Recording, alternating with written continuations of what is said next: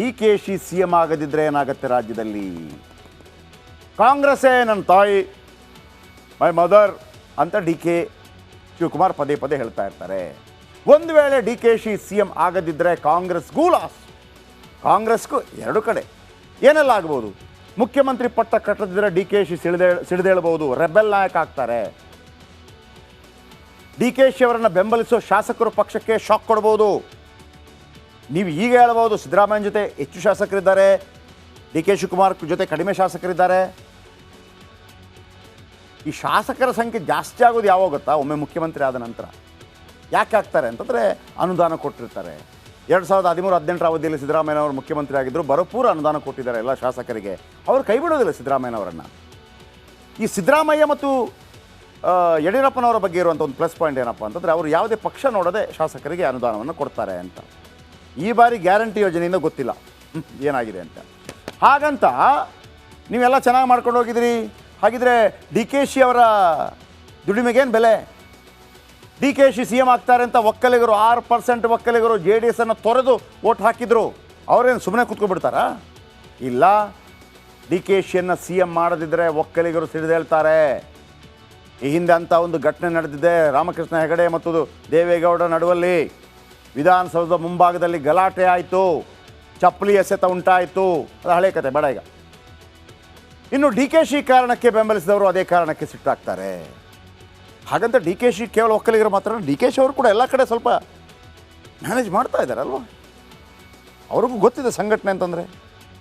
ನಿಜವಾಗಿಯೂ ಕಾಂಗ್ರೆಸ್ ಸಕ್ರಿಯವಾಗಿ ಗ್ರೌಂಡ್ಗಿಳಿದಿದ್ದು D K Shivakumar ಅವರು KPCC ಅಧ್ಯಕ್ಷರಾದ ನಂತರ ಯಾರು ಬೇಕಿದ್ರೂ ಚಾಲೆಂಜ್ ಮಾಡ್ಬೋದು. ಇವರ ಸಂಘಟನಾ ಶಕ್ತಿಗೆ BJP ಸಂಘಟನಾ ಶಕ್ತಿ ಡಿಮ್ ಆಗೋಯ್ತು. BJP ಕಾಣಲಿಲ್ಲ. BJP ಅವರು ಹೇಳೋಕ್ಕೆ ಶುರು ಮಾಡಿದರು, ನಮ್ಮ ಸಂಘಟನೆಗೆ ಅವರಂಥ ನಾಯಕ ಬೇಕಿತ್ತು ಅಂತೇಳಿ. ಹಾಗಾಗಿ ಡಿ ಕೆ ಶಿ ಅವರ ಸಂಘಟನೆ ಇದೆಯಲ್ಲ, ಆ ಎಲ್ಲರನ್ನ ಬಡಿದು ಎಬ್ಬಿಸಿ ಅಬಾಬಾಬಾ ಕಾಂಗ್ರೆಸ್ಗೆ ಇಷ್ಟು ಪವರ್ ಇದೆ ಅಂತ ಆವಾಗಲೇ ಗೊತ್ತಾಗಿದ್ದು ಇವರು KPCC ಅಧ್ಯಕ್ಷ ಆಗಿದ್ದಾಗ. ಅದಕ್ಕಿಂತ ಮೊದಲು ಆಗಿದ್ರಲ್ವ ಕೆಲವರೆಲ್ಲ, ದಿನೇಶ್ ಗುಂಡೂರಾವ್ ಆಗಿದ್ದರು. ಕಾಂಗ್ರೆಸ್ ಇತ್ತ ಇಲ್ಲೋ ಗೊತ್ತಿರಲಿಲ್ಲ. ಅವರು ಲಿಟ್ರಲಿ ಬೀಗ ಹಾಕಿ ಬಂದ್ರಂತೆ, ನನಗಾಗಲ್ಲಪ್ಪ ಯಾರಾದರೂ ಮಾಡ್ಕೊಳ್ಳಿ ಅಂತ. ಮುಂದಿನ ಎಲೆಕ್ಷನ್ನಲ್ಲಿ ಆಮೇಲೆ ಹಾಗಂತ 2013ರಲ್ಲಿ ನೀವು ಕೇಳ್ಬೋದಾಗಿದ್ರೆ ಪರಮೇಶ್ವರ್ ಮಾಡಿಲ್ವಾ ಅಂತೇಳಿ. ಪರಮೇಶ್ವರ್ ಅಧ್ಯಕ್ಷರಾಗಿದ್ದಿರ್ಬೋದು. ಹಾಗಿದ್ರೆ ಪರಮೇಶ್ವರ್ ಅವರ ಕೇವಲ ಸಂಘಟನೆಯಿಂದ ನಾನು ಹೇಳಲಾರೆ. ಆ ಸಂದರ್ಭದಲ್ಲಿ ಯಡಿಯೂರಪ್ಪನವರು KJP ಕಟ್ಟಿದ್ದರು. KJP ಕಟ್ಟಿದ ಕಾರಣಕ್ಕಾಗಿ BJPಗೆ ಬರಬೇಕಾದಂತಹ 34% ಮತಗಳ ಪೈಕಿ BJPಗೆ ಬಂದಿದ್ದು ಕೇವಲ 20% ಮತ, JDS ಬಂದಿದ್ದು 20% ಮತ, ರಾಮುಲು ಅವರಿಗೆ 3% ಮತ ಬಂದಿತ್ತು, ಛಿದ್ರವಾಗಿತ್ತು. ಹಾಗಾಗಿ ಈಸಿ ಆಗ್ಬಿಡ್ತು ಓಟ್ ಹೊಡೆತ. ಯಡಿಯೂರಪ್ಪ ಒಬ್ಬರೇ 10% ಓಟ್ ತಗೊಂಡಿದ್ರು. 10% ಓಟ್. BJPಗೆ 20%, ಯಡಿಯೂರಪ್ಪನವರಿಗೆ 10%. ಹಾಗಾಗಿ ಮುಂದಿನ ಎಲೆಕ್ಷನಲ್ಲಿ ಒಕ್ಕಲಿಗರು JDSನತ್ತ ವಾಲಬಹುದು ಅನ್ನುವಂಥ ಭಯ ಇದೆ. ಇಷ್ಟೆಲ್ಲ ಆಗುತ್ತೆ. ಇನ್ನೂ ಮುಂದಿನ ಸುದ್ದಿ, ದೆಹಲಿಯಲ್ಲಿ ರಾಜ್ಯ ರಾಜಕಾರಣದ ಬಗ್ಗೆ ಜೋರು ಚರ್ಚೆ ನಡೀತಾ ಇದೆ. ಹೆಚ್ಚು DCM ಸ್ಥಾನದ ಬದಲು KPCC ಅಧ್ಯಕ್ಷರ ಬದಲಾವಣೆ ಬಗ್ಗೆ ಮಾತುಕತೆ ನಡೀತಾ ಇದೆ. ಸದ್ಯ ಡಿ ಕೆ ಶಿವಕುಮಾರ್ ಬಳಿ 2 ಪ್ರಬಲ ಖಾತೆಗಳಿವೆ. ಆದ್ದರಿಂದ ಪಕ್ಷ ಸಂಘಟನೆ ಮಾಡೋದು ಕಷ್ಟದ ಕೆಲಸ. ಆದ್ದರಿಂದ ಬದಲಾವಣೆ ಮಾಡಿ ಅಂತಿದ್ದಾರೆ ರಾಜ್ಯದ ನಾಯಕರು. ಆದರೆ ಡಿ ಕೆ ಶಿವಕುಮಾರ್ ಮಾತ್ರ ಜಿಲ್ಲಾ ಪಂಚಾಯತ್ ಮತ್ತು ತಾಲೂಕು ಪಂಚಾಯತ್ ಚುನಾವಣೆ ನಂತರ ಅಧ್ಯಕ್ಷ ಸ್ಥಾನ ತ್ಯಜಿಸ್ತೇನೆ ಅಂತ ಹೇಳಿದ್ದಾರೆ. ಅಂದರೆ ಅಲ್ಲಿ ತನಕ ಇರ್ತೇನೆ ಅಂತ. ಯಾರು ಕೂಡ DCM ಮಾಡಬೇಕು ಅಂತ ಅಲ್ಲ, ಇಲ್ಲಿ KPCC ಅಧ್ಯಕ್ಷ ಸ್ಥಾನವನ್ನು ಬಿಟ್ಟುಕೊಡಿ ಅಂತ. ಹಾಗಿದ್ರೆ ಸಿದ್ದರಾಮಯ್ಯ ತಂತ್ರ ಫಲಿಸಿತ? ಮೊದಲು ರಾಜಣ್ಣ ಅವರನ್ನು ಚೂ ಬಿಟ್ಟಿದ್ದ ಸಿದ್ದರಾಮಯ್ಯ ಬಹಿರಂಗವಾಗಿ DKಶಿ ವಿರುದ್ಧ ಸಮರ ಸಾರಿದ್ರು ರಾಜಣ್ಣ. ಕಾಂಗ್ರೆಸ್ ಪಕ್ಷದಲ್ಲಿ ಒಬ್ಬರಿಗೆ ಒಂದೇ ಸ್ಥಾನ ಕೊಡಬೇಕು ಅಂತ ಹೇಳಿದರು. DCM ಸ್ಥಾನ ಬಿಡಿ, ಇಲ್ಲವೇ KPCC ಅಧ್ಯಕ್ಷ ಗಾದಿ ಕೊಡಿ. ಇವರ ಡಿಮಾಂಡ್ ಇಷ್ಟೇ ಇದ್ದಿದ್ದು. DCM ಆಗಬೇಕು ಅಂತಲ್ಲ, ಪ್ರೆಷರ್ DCM ಅಂತ. DCM 3 ಮಾಡೋಕ್ಕಾಗಲ್ಲಪ್ಪ, ಮತ್ತಿನ್ನೇನು ಮಾಡೋದು? ಹಾಗಿದ್ರೆ KPCC ಅಧ್ಯಕ್ಷ ಸ್ಥಾನ ಬಿಟ್ಕೊಡಿ. ನಿಮಗೆ KPCC ಅಧ್ಯಕ್ಷ ಸ್ಥಾನ ಕೊಡಬೇಕು, ಆಮೇಲೆ ಇಲ್ಲಿ ಉಪಮುಖ್ಯಮಂತ್ರಿ ಸ್ಥಾನ ಕೊಡಬೇಕು, ಆಮೇಲೆ ನಿಮಗೆ ನೀರಾವರಿ ಕೊಡಬೇಕು, ಇನ್ನೊಂದು ಖಾತೆ ಕೊಡಬೇಕು. ಹೆಂಗಿದು ಎಲ್ಲ ನೀವೇ ಮಾಡ್ಕೊಂಡ್ರೆ? ನೀವೇ ಮಾಡ್ಕೊಳ್ರಪ್ಪ, ನಮಗೆ DCM ಕೊಡಿ, ನಮಗೂ ಕೊಡಿ ಒಂದೊಂದು ಖಾತೆ. ಬೇಡ ಹಾಗಿದ್ರೆ KPCC ಕೊಡಿ. ಹೊಡೆದದ್ದು ಸ್ವಿಚ್ ಹಾಕಿದ್ದು ಎಲ್ಲಿ DCM ಸ್ಥಾನಕ್ಕೆ. ಬಲ್ಬುರಿತಾರದಲ್ಲಿ KPCC ಅಧ್ಯಕ್ಷ ಸ್ಥಾನದಲ್ಲಿ KN ರಾಜಣ್ಣ ಬಳಿಕ BK ಹರಿಪ್ರಸಾದ್ ದಾಳ ಪ್ರಯೋಗ. BK ಹರಿಪ್ರಸಾದ್ಗೆ DK ಶಿವಕುಮಾರ್ ಮೇಲೆ ಕೋಪ ಇದೆ. ಕಳೆದ ಬಾರಿ ಅವರನ್ನು BK ಹರಿಪ್ರಸಾದ್ ತನಗೇನು ಸಿಕ್ಕಿಲ್ಲ ಅನ್ನೋ ಕಾರಣಕ್ಕಾಗಿ ಕೋಪ ಇದೆ. BK Hariprasad ಇವಾಗಿ DK Shivakumar ಪಾಳಯದವರು. ಪಕ್ಷದಲ್ಲಿ ಒಬ್ಬರಿಗೆ ಒಂದೇ ಸ್ಥಾನ ಅಂತ BK ಹರಿಪ್ರಸಾದ್ ಅವರು ಕೂಡ ಎಷ್ಟು ಅಂತ ಕಾಯ್ತಾರೆ.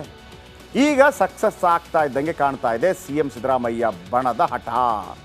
ಹೆಚ್ಚುವರಿ DCM ನೆಪದಲ್ಲಿ KPCC ಅಧ್ಯಕ್ಷ ಸ್ಥಾನವನ್ನು ಪಡೆಯುವಂಥ ಒಂದು ತಂತ್ರಗಾರಿಕೆ. ಒಬ್ಬರಿಗೆ ಒಂದೇ ಹುದ್ದೆ ಅಂತ ಒತ್ತಡ ಹೇರ್ತಾರೆ CM ಬಣ. ಆಯಿತು, ಎಲ್ಲ ಒಬ್ಬರಿಗೆ ಒಂದೇ ಹುದ್ದೆ, ಯಾವ್ದು ಬೇಕಿದ್ರೆ ಕೊಡಿ. KPCC ಅಧ್ಯಕ್ಷ ಸ್ಥಾನ ಬೇಕಾ ಕೊಡಿ, ಇದು ಬೇಕಾ ಕೊಡಿ. ಹೆಚ್ಚುವರಿ DCM ಕೇಳುವ ಮೂಲಕ ಹೈಕಮಾಂಡ್ಗೆ ಒತ್ತಡ ಹಾಕ್ತಾರೆ. ಬಹುಶಃ KPCC ಅಧ್ಯಕ್ಷ ಸ್ಥಾನ ಬದಲಾವಣೆ ಆಗ್ಬೋದು. ಸಿದ್ದರಾಮಯ್ಯ ಬಣದ ಒತ್ತಡ ಬಹುತೇಕ ಸಕ್ಸಸ್ ಸಾಧ್ಯತೆ ಕಂಡು ಬರ್ತಾ ಇದೆ. ಹೆಚ್ಚುವರಿ DCM ಬೇಡ, DCM ಒಬ್ಬರೇ, ಅವರಿಗೆ 2 ಪ್ರಬಲ ಖಾತೆ, ಆದರೆ KPCC ಅಧ್ಯಕ್ಷ ಸ್ಥಾನ ಇಲ್ಲ ನಿಮಗೆ. ಆದರೆ ಇವರೇನು ಹೇಳ್ತಾರೆ, ಜಿಲ್ಲಾ ಪಂಚಾಯತ್ ಮತ್ತು ತಾಲೂಕು ಪಂಚಾಯತ್ ಚುನಾವಣೆ ನಂತರ BBMP ಚುನಾವಣೆ ಮೊದಲೇ ಬದಲಾವಣೆ ಆಗುತ್ತಾ ಗೊತ್ತಿಲ್ಲ. ಈಗ ಇಂಟ್ರೆಸ್ಟ್ ಇರೋದು ಅದು. BBMP ತಾಲೂಕು ಪಂಚಾಯತ್ ಜಿಲ್ಲಾ ಪಂಚಾಯತ್ BBMP ಆದ ನಂತರ DK ಶಿವಕುಮಾರ್ ಅವರನ್ನು ಕೆಳಗಿಳಿಸಿದರೆ ಯಾರೇನು ಕಳ್ಕೊಳ್ಳೋಕ್ಕಿಲ್ಲ. ಅದಕ್ಕಿಂತ ಮೊದಲೇ ಕಣಕ್ಕಿಳಿಸಬೇಕು. ಹಾಗಿದ್ದರೆ ಸಿದ್ದರಾಮಯ್ಯ ಬಣಕ್ಕೆ ಸಿಗುತ್ತಾ KPCC ಅಧ್ಯಕ್ಷ ಸ್ಥಾನ? ಯಾರಾಗ್ತಾರೆ ಅಧ್ಯಕ್ಷರು, ಯಾವಾಗ ಆಗ್ತಾರೆ, ಯಾರು ಮತ್ತು ಯಾವಾಗ? ಯಾರೆಲ್ಲ ರೇಸಲ್ಲಿದ್ದಾರೆ? KPCC ಅಧ್ಯಕ್ಷ ರೇಸ್ಗೆ DCM ಅಲ್ಲ ಹೇಳಿದ್ದು DCM, ಬೇಕಿರೋದು KPCC. Satish Jarkiholi number 1 race. ಯಾಕೆಂದರೆ DCM ಆಪ್ತ. DKಶಿಗೆ ಪರ್ಯಾಯವಾಗಿ DKಶಿ ವಿರುದ್ಧ ಒಂದು ಅಸ್ತ್ರವನ್ನು ಬಳಸ್ತಾ ಇದ್ದಾರೆ. ಅಂದರೆ DKಗೆ ಎದರಲ್ಲ, ಇವರು ಮಾತಾಡ್ತಾರೆ. 2022ರಲ್ಲಿ ನಾನೇ CM ಅಭ್ಯರ್ಥಿ ಅಂತ ಸಾಹುಕಾರ ಹೇಳಿದ್ದಾರೆ. ಮುಂದೆ ಸತೀಶ್ ಜಾರಕಿಹೊಳಿ ವರ್ಸಸ್ DKಶಿ ಯುದ್ಧ ಗ್ಯಾರಂಟಿ ಆಗತ್ತೆ. ಅಂದರೆ ಸಿದ್ದರಾಮಯ್ಯನವರು ಇಲ್ಲದೇ ಇದ್ದರೂ ಕೂಡ ಸಿದ್ದರಾಮಯ್ಯನವರ ಶ್ಯಾಡೋ ಆಗಿ ಸತೀಶ್ ಜಾರಕಿಹೊಳಿ ಅವರು ಇರ್ತಾರೆ. ಅವ್ರನ್ನೇ ರಾಜಕೀಯವಾಗಿ ಎದುರಿಸುವಂಥದ್ದು. ರಾಜಕೀಯವಾಗಿ ಎದುರಿಸುವಾಗ ಅಂದರೆ ಅವ್ರ ಜೊತೆಗೆ ಊಟ ಮಾಡೋದಿಲ್ಲ, ಹಂಗೆಲ್ಲ ಇಲ್ಲ. ಇನ್ನು ಬೆಳಗಾವಿ ರಾಜಕೀಯದಲ್ಲಿ DKಶಿ ಕೈಯಾಡಿಸೋದು ಜಾಸ್ತಿ ಇದೆ, ಅದು ಕೋಪ ಇದೆ. ಅಂದು ರಮೇಶ್ ಜಾರಕಿಹೊಳಿ ಜೊತೆಗೆ ಮುನಿಸಾಯಿತು DK ಶಿವಕುಮಾರ್ ಅವ್ರದ್ದು. ಇಂದು ಸತೀಶ್ ಜಾರಕಿಹೊಳಿ ಜೊತೆಗೆ ವೈಮನಸ್ಸಿದೆ, ಯಾಕಂದರೆ ಲಕ್ಷ್ಮೀ ಹೆಬ್ಬಾಳ್ಕರ್ ಅವರ ಮಗ ಗೆದ್ದಿಲ್ಲ. ಪರಿಶಿಷ್ಟ ಪಂಗಡ ವಾಲ್ಮೀಕಿ ಸಮುದಾಯಕ್ಕೆ ಸೇರುವಂಥ ಸತೀಶ್ ಜಾರಕಿಹೊಳಿ. ಇನ್ನು ಉತ್ತರ ಕರ್ನಾಟಕ ಭಾಗದ ಜೊತೆ ಜಾತಿ ಬಲವೂ ಕೂಡ ಇದೆ, ಸಾಹುಕಾರ ಇದ್ದಾರೆ, ದುಡ್ಡಿದೆ, ಜಾತಿ ಇದೆ, ಸಂಘಟನೆ ಶಕ್ತಿ ಇದೆ. ಏನು DK ಶಿವಕುಮಾರ್ ಬಳಿ ಇದೆಯೋ, ದುಡ್ಡಿದೆ, ಜಾತಿ ಇದೆ, ಸಂಘಟನಾ ಶಕ್ತಿ ಇದೆ, ಅದೇ ತಾಕತ್ ಸತೀಶ್ ಬಳಿ ಇದೆ. ಸತೀಶ್ ಬಳಿ ಕೂಡ ಒಂದು 9 ಜಿಲ್ಲೆಗಳಲ್ಲಿ ಈ ವಾಲ್ಮೀಕಿ ಸಮುದಾಯನೂ ಇದೆ. ಇನ್ನು MB ಪಾಟೀಲ್ ಕಳೆದ ಬಾರಿ ಕೂಡ KPCC ಅಧ್ಯಕ್ಷರಾಗಿ DK ಶಿವಕುಮಾರ್ ಅವರ ಹೆಸರ ಜೊತೆ MB ಪಾಟೀಲ್ ಹೆಸರನ್ನು ಸಿದ್ದರಾಮಯ್ಯ ತೇಲ್ಬಿಟ್ಟಿದ್ರು. KPCC ಅಧ್ಯಕ್ಷ ರೇಸ್ನಲ್ಲಿದ್ದಾರೆ MB ಪಾಟೀಲ್ ಲಿಂಗಾಯತರ ನೆಕ್ಸ್ಟ್ ನಾಯಕ ಅವರೇ ಇರೋದು, ಬೇರೆ ಯಾರೂ ಇಲ್ಲ. ಹಾಗಾಗಿ ಅವ್ರು ಮಾಡಲೇಬೇಕು ಅದನ್ನು. ಆದರೆ MB ಪಾಟೀಲ್ DKಶಿ ಮಧ್ಯೆ ಸ್ವಲ್ಪ ಅಷ್ಟಕ್ಕಷ್ಟೇ ಇದೆ. ಜಲಸಂಪನ್ಮೂಲ ಖಾತೆಗಾಗಿ ಇಬ್ಬರ ಮಧ್ಯೆ ಕಿತ್ತಾಟವಿತ್ತು. CM ಫೈಟ್ನಲ್ಲಿ ಸಿದ್ದು ವಿರುದ್ಧ ಸೋತು DCM ಆದರು. ಜಲಸಂಪನ್ಮೂಲ ಖಾತೆ ಪಡೆದು MB ವಿರುದ್ಧ ಗೆದ್ದರು. ಈಗ ಪಾಟೀಲ್ ಅಧ್ಯಕ್ಷರಾದರೆ, ಯಾಕೆಂದರೆ ಸಿದ್ದರಾಮಯ್ಯ ಫಾಲೋವರ್ ಇವರು, ಒಂದು ರೀತಿಯಲ್ಲಿ ಟಕ್ಕರ್ ಕೊಡೋರು ಬಂದರು. ನಮ್ಮವರು ಬಂದರು ಅಂತ CM, ನಮ್ಮ ವಿರುದ್ಧದವರು ಬಂದಿದ್ದಾರೆ ಅಂತೇಳಿ DKಶಿ.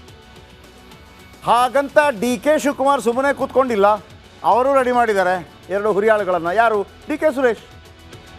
ಓಕೆ, ನಾನು ಪಟ್ಟ ಬಿಡ್ತೀನಿ, KPCC ಅಧ್ಯಕ್ಷ ಒಬ್ಬರಿಗೆ ಒಂದೇ ಹುದ್ದೆ ತಾನೇ, ಕೊಡಿ ನನ್ನ ತಮ್ಮನಿಗೆ KPCC ಅಧ್ಯಕ್ಷ ಸ್ಥಾನ. ನಾಳೆ DK ಸುರೇಶ್ಗೆ ಹೆಸರು ತೇಲಿಬಿಟ್ರು ಅಚ್ಚರಿ ಇಲ್ಲ. ಅದಕ್ಕೇನು MLA ಆಗಬೇಕು ಅಂತ ಇಲ್ಲಲ್ಲ, MP ಆಗಬೇಕು ಅಂತ ಇಲ್ಲಲ್ಲ, ಅಧ್ಯಕ್ಷ ಸ್ಥಾನ ಕೊಡಿ ಅಂತ ಕೇಳಿದರೆ ಕೆಲಸ ಮಾಡಿದ್ದಾನಲ್ವ ಅವನು ಅಂತ ಕೇಳ್ಬೋದು ಅವರು. ಇತ್ತೀಚೆಗೆ ಫೇಮಸ್ ಆಗಿದ್ದು DK ಸುರೇಶ್ ಬೆಂಗಳೂರು ಗ್ರಾಮಾಂತರದ ಸೋತ ಕಾರಣಕ್ಕಾಗಿ ಅಲ್ಲ, ಪ್ರತ್ಯೇಕ ರಾಷ್ಟ್ರದ ವಿಚಾರಕ್ಕಾಗಿ. ತಮ್ಮಿಂದ ತೆರವಾದ ಜಾಗಕ್ಕೆ ಸಹೋದರ ಬರಬೇಕು, ನಾನು ಬಿಟ್ಕೊಡ್ತೀನಿ ಅಂತ DK ಶಿವಕುಮಾರ್ ಕೇಳಬಹುದು. DK ಶಿವಕುಮಾರ್ಗೆ ಆ ರೀತಿ ಆವಾಜ್ ಹಾಕುವ ತಾಕತ್ತಿದೆ. DK ಸುರೇಶ್ ಪಟ್ಟ ಹಿಡಿದ್ರೆ DKಶಿ ಹಿಡಿತ ಉಳಿಯುತ್ತೆ. ಎಂದಿನಂತೆ ಪಕ್ಷದ ಮೇಲೆ ಹಿಡಿತ ಸಾಧಿಸ್ಬೋದು. ಮತ್ತು ಏನು ಮಾಡಿದರು CM ಆ್ಯಂಡ್ ಟೀಮು? ಏನೂ ಇಲ್ಲ, ಮಣ್ಣಂಗಟ್ಟಿ ಅವರೇ ಗೆದ್ದರು ವಾಪಸ್. ಹಾಗಂತ ತಮ್ಮನಿಗೆ ಅಣ್ಣನಿಗೆ ಕೊಡಬೇಡಿ ಅಂತ ಹೇಳಕ್ಕೆ ಬರಲ್ಲ. ಸತೀಶ್ ಜಾರಕಿಹೊಳಿ ಸಚಿವರಾಗಿದ್ದರು, ಮಗಳು MP ಆಗ್ಬೋದಾ ಅಲ್ವಾ? ಬೇರೆಯವರೆಲ್ಲ ಆದ್ರಲ್ಲ. ಶಾಮನೂರು ಶಿವಶಂಕರಪ್ಪ ಅವರ ಸೊಸೆ MP ಆಗ್ಬೋದಾ? ಲಕ್ಷ್ಮೀ ಹೆಬ್ಬಾಳ್ಕರ್ ಅವರ ಮಗನಿಗೆ ಟಿಕೆಟ್ ಕೊಡ್ಬೋದಾ? ಎಲ್ಲ ಪ್ರಶ್ನೆಗಳು ಉದ್ಭವ ಆಗುತ್ತೆ. ಯಾಕೆಂತಂದರೆ DK ಸುರೇಶ್ ಕೂಡ DK ಸಮರ್ಥ ನಾಯಕ. ಪ್ರಶ್ನೆಗಳು ಉದ್ಭವ ಆಗುತ್ತೆ. ಸೊ ಇಷ್ಟ ಆದರೆ ಇಷ್ಟು ಮಾತ್ರವಲ್ಲ, DK ಸುರೇಶ್ ಕರ್ನಾಟಕಕ್ಕೆ ಬರಬೇಕಿದ್ದ GST ಹಣ ಏನು ದುಡ್ಡಿತ್ತು, ನಮಗೆ ಬರಬೇಕಾದ ದುಡ್ಡು ಕರೆಕ್ಟಾಗಿ ಬರಬೇಕಿಲ್ಲ ಅಂದರೆ ಪ್ರತ್ಯೇಕ ರಾಜ್ಯ, ಪ್ರತ್ಯೇಕ ರಾಷ್ಟ್ರ ಅಂತ ಹೇಳಿದರು. ದೊಡ್ಡ ಮಟ್ಟದಲ್ಲಿ ಸುದ್ದಿ ಆಯಿತು. ಅದನ್ನೇ ಎಲೆಕ್ಷನ್ಗೆ ಬಳಸ್ಕೊಳ್ಬೇಕಾಯಿತು. ದಕ್ಷಿಣ ಭಾರತವನ್ನು ಪ್ರತ್ಯೇಕ ದೇಶ ಮಾಡಿ ಅಂತ ಹೇಳಿದರು. DK ಸುರೇಶ್ ಹೇಳಿಕೆ ದೇಶಾದ್ಯಂತ ಚರ್ಚೆ ಆಗಿತ್ತು. ಪ್ರಧಾನಿಗಳು ಕೂಡ ಹೇಳುವಂಗಾಗಿತ್ತು. ಓಕೆ, ಈ ವಿಚಾರಗಳನ್ನು ಮಾತಾಡ್ತಾ ಇರಬೇಕಾದ್ರೆ ಈಗ 9:45 ಒಂದು ಬ್ರೇಕಿಂಗ್ ನ್ಯೂಸ್ ಬರ್ತಾ ಇದೆ. KPCC ಪದಾಧಿಕಾರಿಗಳ ಸಭೆ ಕರೆದ DK ಶಿವಕುಮಾರ್. ನಾಳೆ ಬೆಳಗ್ಗೆ 11 ಗಂಟೆಗೆ ಸಭೆ ಕರೆದ DK ಶಿವಕುಮಾರ್. KPCC ಅಧ್ಯಕ್ಷರ ಬದಲಾವಣೆ ಸುದ್ದಿ ಬೆನ್ನಲ್ಲೇ ಸಭೆ ನಡೀತಾ ಇದೆ. ಸಭೆ ಬಳಿಕ ಸುದ್ದಿಗೋಷ್ಠಿ ನಡೆಸಲಿದ್ದಾರೆ DK ಶಿವಕುಮಾರ್. ತೀವ್ರ ಕುತೂಹಲ ಕೆರಳಿಸಿದ DK ಶಿವಕುಮಾರ್ ನಡೆ. ನಾಳೆ KPCC ಪದಾಧಿಕಾರಿಗಳ ಸಭೆ. ಯಾಕೆ ಅಂತ ಪ್ರಶ್ನೆ ಉದ್ಭವ ಆಗ್ತಾ ಇದೆ. ನಾವು ಮಾತಾಡ್ತಾ ಇದ್ವಿ.